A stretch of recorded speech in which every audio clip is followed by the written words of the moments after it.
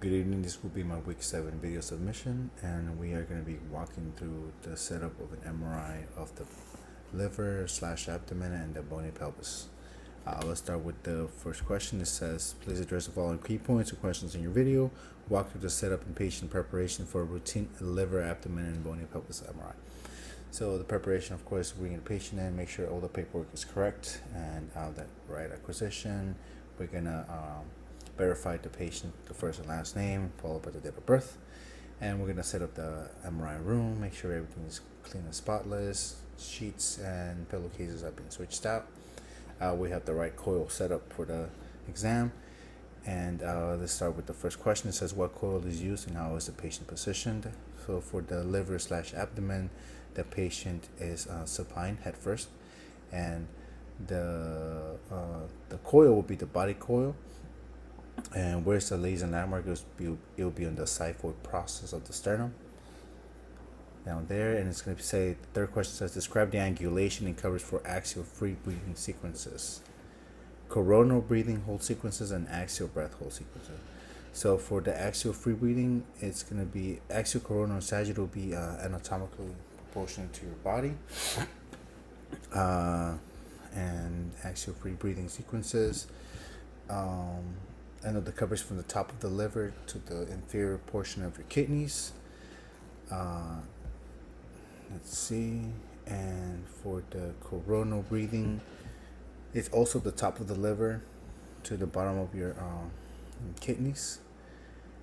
Same thing will be for the axial breath hold sequences. The top of the liver to the bottom of your kidneys.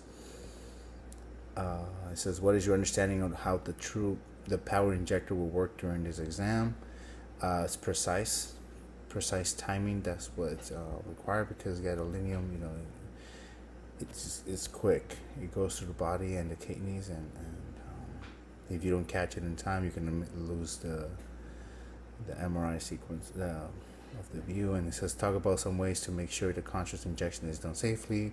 We'll make sure we flush it out with saline. Make sure we don't create air bubbles and accidentally kill our patients. Now for the bony pelvis, it says, what coil is used and how is the patient positioned? Same thing, it will be used the body coil. The patient will be positioned supine. It will be feet first. It's recommended that we tape his feet together. And it says, the next one says, where is the laser landmark set? The laser landmark is on the lumbar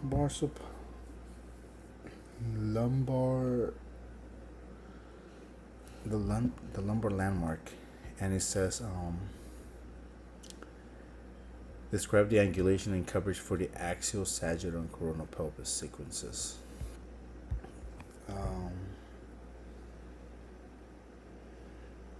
And it's from the top of the iliac crest to the bottom of the ischial tuberosity, and that's where we will be angling for both sagittal, coronal, and axial. And I believe the laser landmark was in the mid pelvis, and that will be all.